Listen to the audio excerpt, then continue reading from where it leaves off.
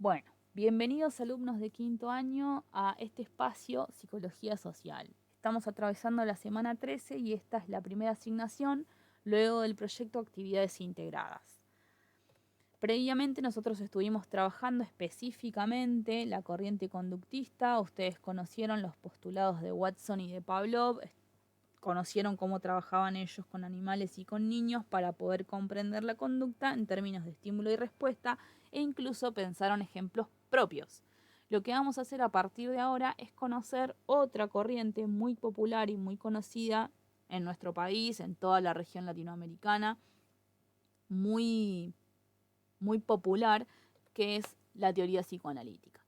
Si vamos a hablar de la teoría psicoanalítica, lógicamente tenemos que hablar de su mentor, de su padre, quien fuera el señor Sigmund Freud, que lo tienen acá. Seguramente lo hayan visto en algún programa, serie, película, dibujos animados, en alguna trivia de preguntas y respuestas. La influencia de Sigmund Freud en la historia de la psicología desde ya es inmensurable, al nivel de que él crea una propia corriente, que es el psicoanálisis, y además a nivel, digamos, científico y epistemológico su figura es muy reconocida, tiene mucho prestigio y es innegable la influencia en general de su corriente hasta te diría, en el cotidiano.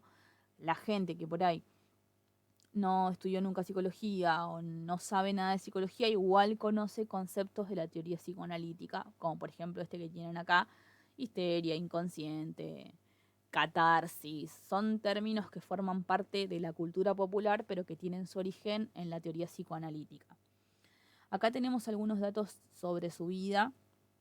Yo les voy a contar brevemente algunos de ellos porque no me quiero explayar demasiado y me suele pasar. Así que voy a ir rápido, digamos, introduciendo esta parte. Ustedes saben que en el material igual tienen toda la bibliografía que corresponde a ello. Entonces, nació en el antiguo territorio de la República Checa, formó parte de una familia judía muy tradicional y en ese entonces, y ahora también, se estilaba que solamente los hombres de la familia sean los que reciban formación académica. Por esa razón, él termina graduándose como médico, muy joven, ¿sí? Y dentro de la medicina, el área en la que él se manejaba y en la que tenía más interés era la neurología. Siempre estuvo interesado por la estructura de la mente, de la psique, de los pensamientos, y ese era como su deseo epistemológico. Él quería saber qué era la mente y cómo estaba configurada. De eso vamos a hablar en la siguiente diapositiva. Si tenemos que hablar de la influencia de Sigmund Freud en la historia de la psicología, seguramente este término, el inconsciente, sea lo más importante, ¿sí? ¿Por qué? Porque él acuna esta idea de que existe en nuestra mente un espacio del que nosotros no somos soberanos. El inconsciente es una parte de mi mente de la cual yo no tengo conocimiento, de la cual yo no sé qué está pasando, qué pasa, qué decide, qué piensa, etcétera. El inconsciente es una especie de pasillo mental al que yo no puedo acceder, que yo no puedo conocer cómo piensa, qué hace, qué acciones de mi vida tienen que ver con el inconsciente. Es inaccesible para mí. Entonces, esta idea de que en mi mente había un pasillo negro al que yo nunca podía acceder, pero que sin embargo había un montón de conductas mías que salían de ese lugar, fue un revuelo, porque a las personas nos gusta pensar que tenemos el control de todo. Y resulta que él plantea esta idea de que hay muchas acciones y pensamientos que tienen un origen inconsciente y que nosotros no sabemos por qué actuamos así, pensamos así o somos así. Entonces esto fue como una revolución epistemológica. Por otro lado, también trabajó el concepto de la histeria relacionado con esta experiencia con el doctor Breuer en Viena, que es un concepto que por ahí está utilizado de manera muy coloquial y hasta mal interpretado. No tiene nada que ver con la idea, digamos, coloquial sobre la histeria, sino que es un concepto que él desprende a partir de la consulta de mujeres en su consultorio médico, de ya en su estudio médico, que venían con algún problema o con alguna afección, digamos, orgánica, física, biológica. O sea, venían porque les pasaba algo, les dolía algo, tenían un síntoma determinado, etcétera. Entonces, cuando iban a la consulta y Freud realizaba los estudios correspondientes, se daba cuenta de que no existía ninguna explicación determinante ni nada específico que él pueda decir que era el origen o la razón de esto que les pasaba. Era simplemente no existía. Entonces empezó, y además ellas que hacían, iban a la consulta y le contaban todo lo que les pasaba. Después de ese momento en el que ellas expresaban verbalmente qué era lo que les sucedía, esos síntomas por los que iban a la consulta empezaban a desaparecer. Entonces ahí él se daba cuenta de que había algo en la expresión, en poner en palabras sus conflictos, sus emociones, lo que les pasaba, que les resultaba un poco sanador, ¿sí? O que por lo menos alivianaba los síntomas. Entonces, denominó histeria a este concepto, o sea, a una enfermedad o una manifestación o una patología biológica, orgánica, cuyo origen se desconoce. O sea, yo no sé por qué tiene este síntoma, pero hay algo en su mente, hay algo emocional en su psiquismo que lo origina. Pero todavía no sabemos qué es. ¿Cómo lo descubrimos? A través de la palabra.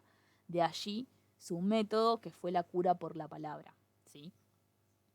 Otra cuestión que acá no está mencionada, pero que me gustaría comentarles, es que en estas terapias que él hacía, también trabajaba la hipnosis, que era un recurso, un método que en realidad no prosperó porque no todas las personas son hipnotizables, y los síntomas se levantaban durante la hipnosis. Era como una especie de meditación guiada, mediante la cual él lo que le pedía al paciente era que, en cierta manera, que levante esos síntomas, que deje de hacer o que le deje de pasar o que deje de sentir eso que lo aquejaba.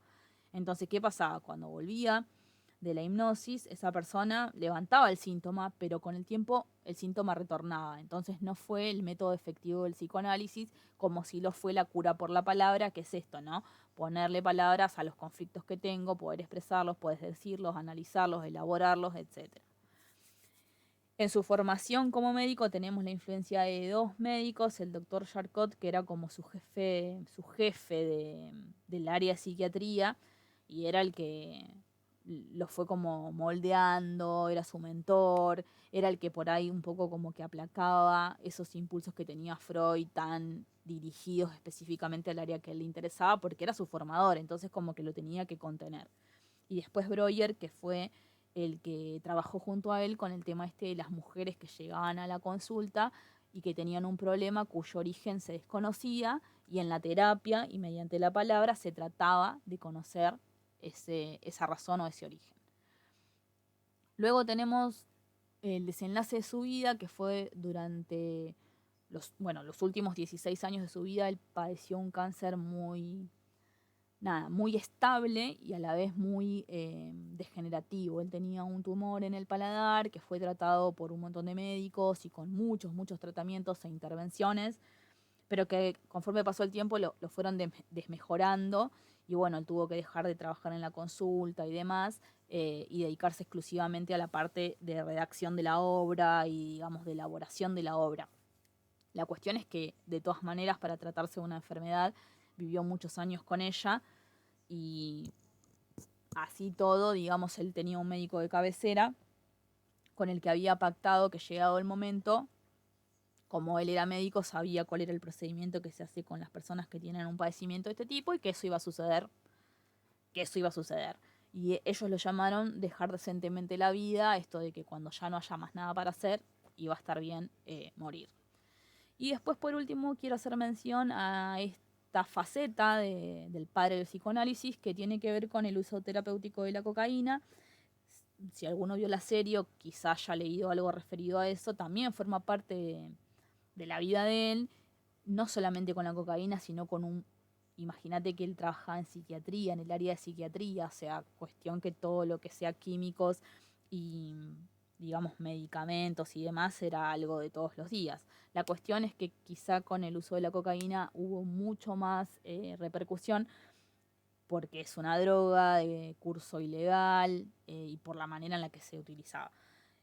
La cuestión fue que Freud era el que le facilitaba la cocaína a un amigo de él, que también era no era médico porque si no la podría conseguir solo, pero como que era el que le daba el trabajo de campo, digamos, el que le transmitía cuáles eran las cosas que sentía a partir del consumo. La cuestión es que este amigo terminó haciéndose adicto y luego muere. Entonces Freud como que esa parte nunca le superó y a partir de ahí como que quedó así medio en un misterio, medio oscuro, o sea, como resentido por esa situación, dolido, etcétera.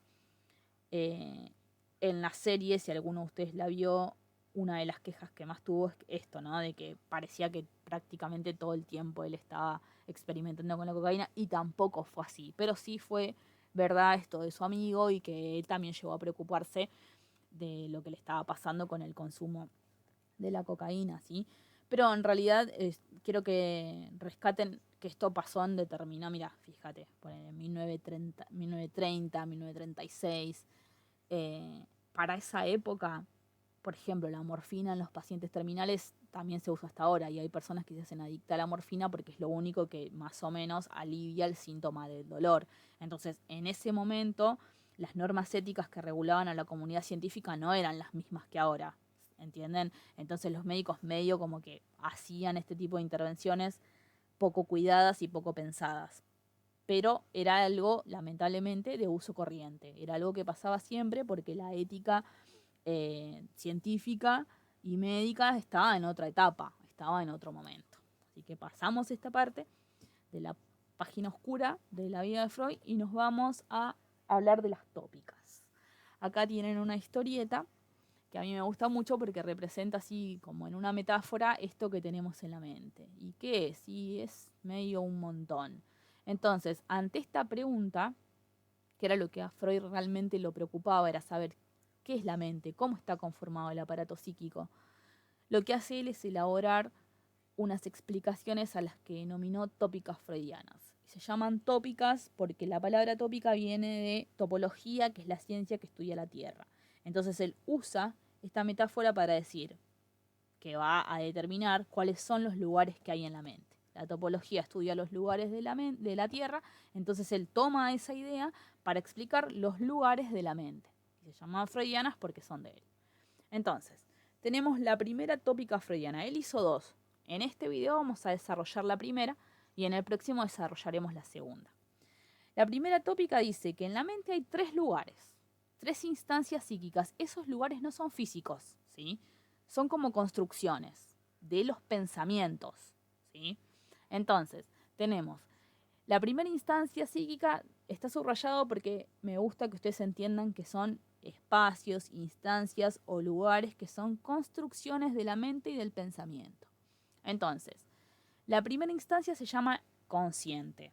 En el consciente, ¿qué tenemos? Tenemos la capacidad de poder relacionarnos con el aquí y el ahora, con la realidad que está rodeándome, ¿sí? Con el mundo externo. ¿Y cómo me relaciono? A partir de lo que escucho, de lo que veo, de lo que siento, de lo que percibo, tanto del exterior como de mi propio interior. Es lo que me mantiene alerta, es lo que me mantiene activo. Yo sé lo que está pasando alrededor mío y lo que me pasa a mí. Eso es estar consciente. Eso es poner de manifiesto la primera instancia a la que llamamos consciente.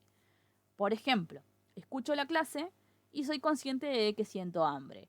Escuchar la clase es un estímulo que viene del exterior y la sensación de hambre es un estímulo que viene del interior. Ambas conviven en mí y me dan la posibilidad de poder comprender cómo es la realidad que estoy viviendo en este momento. Entre el preconsciente y el consciente vamos a encontrar una barrera, que lo tendría que haber puesto con un cartelito porque me va a llevar mucho tiempo escribirlo. Tenemos una barrera, ya termino, una barrera, un filtro, es lo mismo, se puede llamar de las tres formas. Filtro o censura. Ay, no sé por qué no lo escribe. Censura. Censura. Censura. Uy, cuánto tardé. Entonces, ¿qué significa eso? Que los contenidos que están en el preconsciente pueden pasar al consciente haciendo un esfuerzo mental. Entonces, vamos a hablar de acá, de esta instancia, preconsciente. Es la segunda instancia de la primera tópica freudiana y nos dice que aquí podemos encontrar contenidos, ideas, conceptos que alguna vez aprendimos, que alguna vez estuvieron en el consciente, pero que luego desaparecieron. Pero no desaparecieron para siempre, sino que se alojaron en el preconsciente. ¿Hasta cuándo? Hasta que con un esfuerzo mental yo procure traerlos al consciente, ¿sí? Acá yo voy a tener un reservorio de ideas, nombres, conceptos, ideas, ya lo dije, o sea, es una especie de biblioteca de conocimientos que está siempre vigente en mi psiquismo, pero que para ser consciente yo tengo que pasar por esta barrera, la necesito saltar. ¿Y cómo la salto o cómo la, digamos, la anulo? Con el esfuerzo mental, ¿sí? Con esa, viste, cuando vos decís, pará, en un segundo me voy a acordar, ese trabajo interno que hace tu mente en rescatar, en recolectar ese concepto es ese paso que se produce en la censura o en la barrera. Entonces, acá tenemos un ejemplo. Dice, el nombre de mi maestra de sala de 3. No está en mi inconsciente. Yo no estoy todo el tiempo acordándome que se llamaba, no sé, la seño no sé cuánto, la seño Mariana, ponele. No estoy todo el tiempo pensando en eso. Pero si hago un esfuerzo, puedo hacer presente ese concepto o esa idea en el consciente. Por último, tenemos al inconsciente, que es la tercera instancia psíquica de la primera tópica. A diferencia de esta censura o barrera, acá tenemos otra que es mucho más compleja de pasar. Acá tenemos una censura mucho más firme, mucho más fuerte, más concreta, más concisa. Entonces, a los contenidos que tenemos en el inconsciente les va a dar un trabajo hacerse conscientes. Un trabajo más laborioso.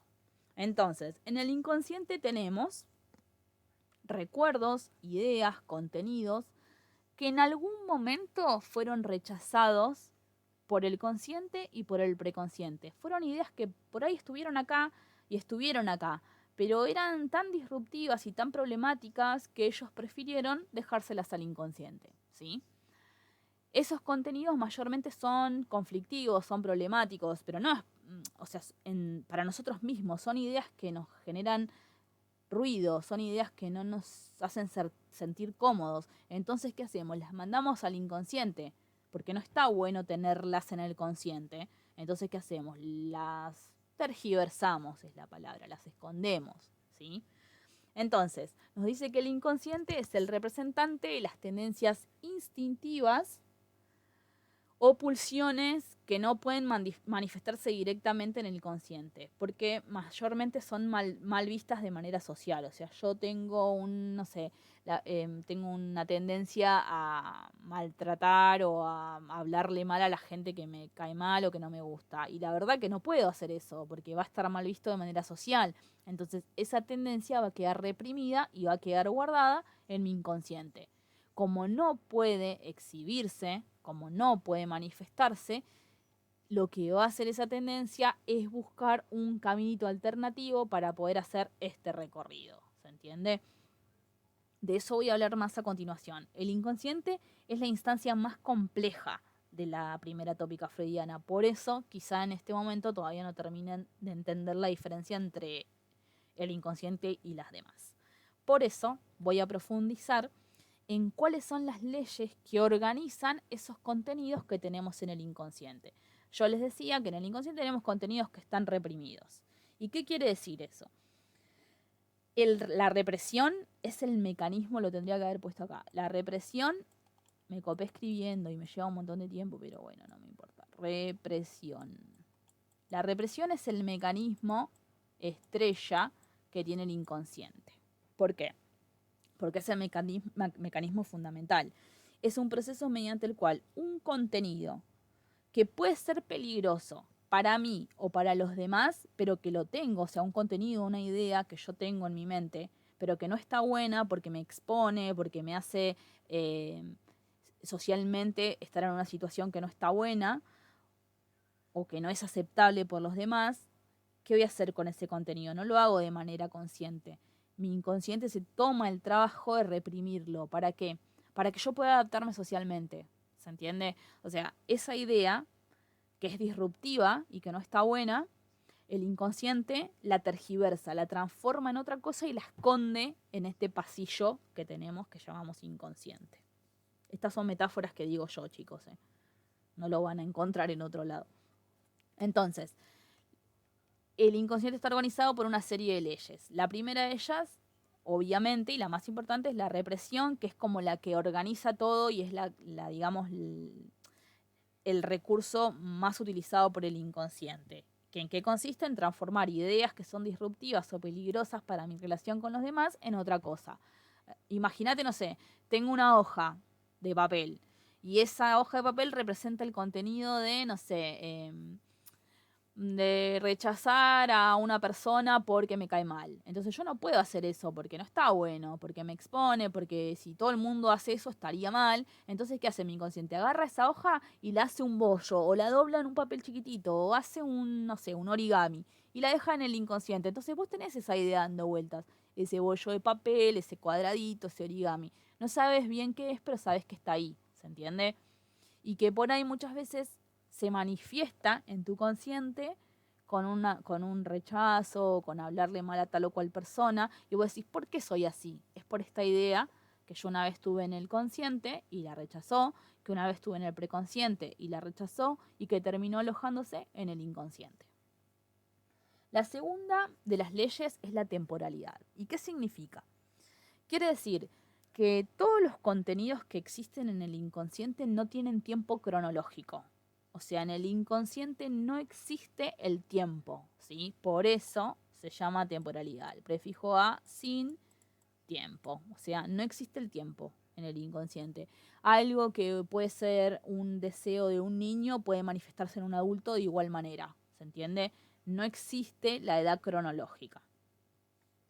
Por ejemplo, en un sueño, que es una manifestación inconsciente, puede pasar que yo sueño que tengo 4 años y que voy manejando un auto. O sea, en la vida real eso no puede darse cronológicamente por un montón de factores, pero en mi inconsciente eso sí puede pasar. O al revés, tengo, no sé, 60 años y voy andando en un triciclo, que puede suceder, pero que en realidad, o sea, el triciclo es miniatura, ponele, es como inviable, o es para un nene de 2 años y yo no entro, ¿se entiende?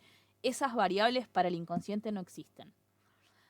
Después tenemos la ausencia de contradicción. ¿Qué quiere decir eso? En el inconsciente no existe la posibilidad de que algo sea contradictorio, de que algo me genere felicidad y me genere tristeza al mismo tiempo. Eso en el inconsciente está bien, porque no existe la contradicción. Por ejemplo, no sé, yo soy proteccionista en mi vida de todos los días, pero sueño que estoy comiendo un asado. Esa contradicción yo en mi vida real no la voy a tener, porque si soy proteccionista, protejo los derechos de los animales, bla, bla, bla, no sé qué, y además sos vegana, ponele, no sería coherente que yo como un asado el domingo. Pero en mi inconsciente eso sí puede pasar. Por eso tranquilamente puedo soñar que estoy carneando una vaca, ¿se entiende? ¿Por qué? Porque en mi inconsciente no hay contradicción. Luego tenemos el principio de placer. El principio de placer, tal como lo plantea el título, lo que hace es que tu inconsciente siempre tienda a las cuestiones que le generan bienestar y satisfacción. El inconsciente constantemente va a buscar llevar adelante acciones o pensamientos que les generen bienestar y placer. Por ejemplo, tengo que levantarme temprano a estudiar, eso es lo que yo tengo que hacer y lo que está bien, y mi inconsciente, ¿qué va a hacer? No, va a tender a apagar el celular y seguir durmiendo. ¿Por qué? Porque es lo que le genera bienestar al inconsciente, seguir durmiendo. Entonces, ¿qué hago? Llevo adelante acciones que tienen que ver con este principio de placer que está todo el tiempo bregando para que yo la pase bien, ¿se entiende? Y después, por último, tenemos al proceso primario, que tiene que ver con un, digamos, un desarrollo del sueño. Cuando una persona sueña es un proceso onírico, se lo llama. Lo onírico tiene que ver con el sueño. Entonces, el proceso primario se da durante el sueño y consiste en 2 opciones, ¿sí? En este caso, lo que sucede con el proceso primario es que el objetivo o el mensaje central que tiene un sueño se va a transformar en otra cosa. Nosotros cuando soñamos muchas veces nos parece que soñamos cosas descabelladas o raras o extrañas y demás. Y en realidad eso sucede porque tu inconsciente lo que hace es tomarse el trabajo de transformar lo que verdaderamente quiere manifestar el sueño en algo un poco más cifrado, porque el inconsciente tiene ese laburo y es como cifrar todo. Se hace cargo de todos los pensamientos oscuros, turbios que puede tener una persona, pero los tergiversa, ¿se entiende? O sea, se toma ese trabajo. Entonces, el desplazamiento consiste en el proceso mediante el cual el significado de un sueño, el significado central de un sueño se transforma en algo secundario. Entonces vos soñás, no sé, por ejemplo, que estás en una casa, eh, no sé, a ver, estás en una casa y salís al patio y en realidad es la escuela. Entonces, vos cuando registrás ese sueño decís, ¿sabés que soñé tal cosa? Un dato que para vos parecía como una cosita, como un detalle, en realidad es lo más importante. Pero tu inconsciente, ¿qué hizo? Lo desplazó, por eso se llama desplazamiento. Lo dejó en un segundo lugar, el mensaje central de ese sueño, ¿sí? Y después tenés la condensación, que consiste básicamente, como la palabra lo dice, en que en una misma imagen o en una misma escena, en un sueño, se condensen muchos elementos. Entonces, vos tenés que descifrar qué representa cada uno de ellos. Todo lo que tiene que ver con el sueño, en realidad, a la única ciencia que le importó fue a la psicología y sobre todo al psicoanálisis. O sea, Freud escribió una obra que se llama La interpretación de los sueños, en la cual trataba de esto, ¿no? De descifrar descifrar y descifrar qué eran los sueños, qué trataban de representar. Después no hubo ninguna otra ciencia que se dedicó a eso. ¿Y por qué digo esto? El sueño, como lo tenemos acá, es una manifestación del inconsciente. Cuando nosotros soñamos, esta censura bella y hermosa que dibujé acá, esta censura baja, desaparece. Miren qué rápido que lo vamos a hacer porque yo estoy muy canchera. Desaparece, se va. Entonces todas estas ideas, esos bollitos de papeles que yo les iba tipo diciendo como una metáfora, se vienen como locos al consciente. Vos estás durmiendo, entonces esa imagen que reproduce tu mente mientras vos dormís, en realidad es puro contenido inconsciente. ¿Se entiende? Lo que pasa es que está libre porque esta censura de repente desapareció. Entonces todos los contenidos del inconsciente se pusieron como locos y se vinieron para acá, todos, a hacer lo suyo, ¿se entiende? Vinieron acá, a aparecerse acá y a nada, a manifestarse en tu sueño. Vos te levantás al otro día y decís, ¿qué soñé? ¿Qué sentido tenía? Y en realidad era tu inconsciente expresando todas esas ideas que vos tenés por ahí que no están buenas o te resultan perturbadoras o son peligrosas a nivel social porque te exponen a determinada situación. Entonces, el sueño tiene carácter de realidad. Los sueños para el psicoanálisis son como una ventana al inconsciente. Yo cuando sueño algo, en realidad estoy escuchando a mi inconsciente, estoy viendo a mi inconsciente, ¿se entiende? Él lo llamó la vía regia como la vía directa para ingresar al inconsciente es el sueño. Y cuando les dije esto de que revisten carácter de realidad, que no sé si se los dije, si no se lo estoy diciendo ahora, quiere decir que cuando una persona sueña, en realidad lo que sueña es lo que está viviendo. O sea, es tu consciente. Si bien vos estás durmiendo, cuando una persona tiene un sueño que es agradable o al revés, un sueño que no es agradable, lo vive como si le estuviera pasando. Por eso muchas veces se levanta con angustia o se levanta, no sé, nervioso por la situación o ansioso, triste, depende de lo que sueñes, porque vos lo estás como viviendo, todo tu psiquismo percibe como que eso es la realidad. Y después, por último, me gustaría, nada, tomo las preguntas que siempre surgen cuando hablamos de esto. ¿Las personas soñamos? Sí, soñamos. No siempre lo recordamos, porque para recordarlo se necesita, el sueño tiene distintas fases, ¿sí? Entonces nosotros soñamos cuando entramos en la fase REM. Cuando entramos en esa fase, eh, vemos imágenes, que es cuando las personas, si recuerdan, si vieron alguna vez a alguien dormir, es cuando mueven los ojos, ¿sí? Se llaman movimientos rápidos oculares. Entonces, eh, cuando las personas mueven los ojos significa que están soñando. Si no salen lentamente de esa etapa, si no salen lentamente de esa etapa, es muy posible que no recuerden el sueño, ¿sí? Vos pensá que vos cuando estás dormitando, digamos, estás en vigilia, lo que se empieza a hacer es como descender en las etapas del sueño, hasta llegar a esta fase. Cuando llegas a esta fase, soñás con imágenes, por decirlo de alguna forma.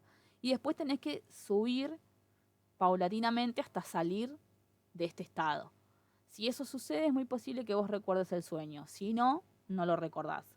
También es posible que una persona sueñe muy poco. También puede pasar. También es posible que haya personas que sueñen mucho. O sea, esto es totalmente personal. No hay como una categoría universal y vos decís, bueno, soñamos los lunes, los miércoles, los jueves. No, cada persona es distinta y tiene como su propio proceso. Hay personas que no recuerdan los sueños durante un montón de tiempo y eso debe tener un porqué, ¿sí? Y hay otras que tienen sueños más a menudo o por ahí tienen algún sueño recurrente, etcétera. Entonces, los sueños son manifestaciones del inconsciente que están atravesadas por todas estas leyes, ¿sí? Por ejemplo esto, ¿no? Sueño que soy, acá, ausencia de contradicción. Sueño que quiero un auto y cuando me lo regalan lloro. Y voy a decir, pero ¿cómo, loco? Si todo el tiempo vivís pensando que querés eso. Soñás que te pasa y en vez de estar feliz llorás. ¿Por qué? Porque el inconsciente no tiene contradicción. Por dar un ejemplo. Otra de las manifestaciones inconscientes es el chiste. Entonces, ¿qué dice Freud? Que todos los chistes en realidad tienen un porcentaje de verdad, que es el total. Pero ¿qué pasa? Las personas hacemos chistes para que esa intencionalidad quede oculta, ¿sí? O sea, yo no puedo decirte verdaderamente lo que pienso. Entonces, como no puedo decírtelo, te hago un chiste, porque es más ameno, porque es más aceptable de manera social, porque zafa, ¿se entiende? Entonces, como no puedo decirte la verdad, hago un chiste. O te lo digo y después te digo, ah, no, si era un chiste, como que trato de decir lo que dije poniéndole la connotación de chiste. Pero en realidad los chistes para el psicoanálisis son la verdad, ¿sí? Y acá les puse uno así como alusivo. Tenemos dos manifestaciones más. El acto fallido, que es el lapsus, cuando una persona quiere decir una palabra y por alguna razón termina diciendo otra, esa por alguna razón es tu inconsciente, que está diciendo, no te olvides que en realidad vos querés decir tal cosa. Cuando vos tenés el acto fallido te asalta, vos no tuviste ni tiempo de pensar que el acto fallido salió antes, ¿se entiende? Y cuando te diste cuenta que lo dijiste, ya es tarde porque ya se escuchó. Como por ejemplo acá, que le dice el nombre de otra persona y la chica se enoja, ¿se entiende? Seguramente en su inconsciente esta otra persona estaba dando vueltas, ¿se entiende? Y por último tenemos los síntomas. Tal como les explicaba hace un rato cuando hablábamos de Freud, los síntomas tienen que ver con manifestaciones que yo tengo. O sea, vos vas al médico y le decís, me pasa tal, tal y tal cosa. Eso que vos nombrás son tus síntomas. Entonces, muchas veces pasa que los síntomas son desajustes, o sea, son señales de un desajuste emocional que vive la persona, que vive el sujeto, y que como no puede expresarlo o como no sabe cuál es el origen de esa situación o de ese conflicto, se manifiesta de manera corporal, ¿sí? O de manera, digamos, corporal, física o biológica. Por ejemplo, estoy ansioso porque tengo que rendir un examen final y como no puedo ponerle palabras a eso, no puedo gestionar la ansiedad que me genera rendir un examen final, me pasa algo, qué sé yo, no sé, me pongo afónico, o me sale una alergia en la cara, o me descompongo, ¿se entiende? Entonces, ¿qué quiere decir? Ese desajuste que es, por ejemplo, la afonía, tiene que ver con la emoción que te genera o con el conflicto que te genera estar ante esa situación de rendir un examen. Bueno, chicos, por último les voy a explicar cómo vamos a cerrar esta clase. Lo primero que les quiero decir es que todo lo que yo les acabo de explicar está en el PDF nuestro, en la página, desde la página 5 hasta la página 9. Ahí tienen el marco teórico, ¿sí? Yo acá traté de explicarlo lo más breve posible y lo más concreto posible, pero sé que se hizo largo y sé que puede ser un poquito confuso. Así que recurso disponible, la bibliografía para que ustedes la vayan leyendo, armando sus resúmenes y demás. Tengan por seguro que en algún momento vamos a hablar de esto y ustedes me van a tener que explicar estas estas teorías. Seguramente tendremos un espacio de explicación y de dudas para que ustedes me pregunten lo que no entienden y demás. Ya lo vamos a organizar, no se preocupen. Pero lo que quiero que hagan no es una asignación, que adjunten un trabajo ni nada por el estilo, sino que lean esa bibliografía cuando puedan y mencionen y expliquen brevemente, así como algo de 40 palabras, alguna de estas tres cosas. O un contenido a ubicar en alguna de las tres instancias, como tenemos acá. Por ejemplo, un contenido del preconsciente puede ser la fecha de cumpleaños de mi hermano. Y está ahí porque no es una información con la que yo esté todo el tiempo expresando en mi consciente, pero si yo hago un esfuerzo y desbloqueo la barrera, puedo acceder a esa información. Puede ser, entonces, una primera opción es un contenido a ubicar en alguna de las tres instancias.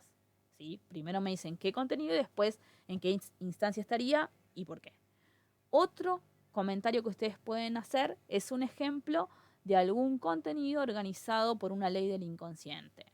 Entonces yo te decía que el principio de placer, por ejemplo, es el que te hace apagar la alarma para seguir durmiendo. Pero ustedes me pueden decir que el principio de placer es el que te hace, no sé, comer el chocolate que era para tu hermano. ¿Se entiende? Porque el inconsciente busca satisfacción y seguramente a vos te va a venir mejor comer ese chocolate que guardarlo para tu hermano. ¿Se entiende? Por dar otro ejemplo. Y la última opción es una manifestación del inconsciente, como estos que yo les acabo de ilustrar recién, el que ustedes quieran. Por ejemplo, no sé, si una persona se corta el pelo, yo no le digo, ay, qué feo que te quedó, sino que le digo, ¿qué te pasó? No sé, ¿te peleaste con el peluquero? Un chiste malísimo, ¿no? Pero como no le puedo decir, ay, qué horrible que te quedó el corte, le mando un chiste.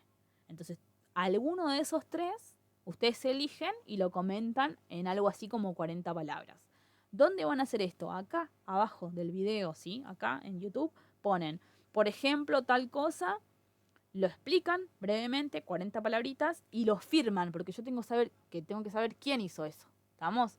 Entonces, esa es la actividad de esta semana. Yo no quiero que hagan un adjunto, no quiero que respondan preguntas, simplemente que comenten debajo del video, acá abajo, alguno de estos tres. Elijan uno de estos tres y lo comenten. Uno por lo menos, si alguien tiene ganas de hacer alguno más, buenísimo.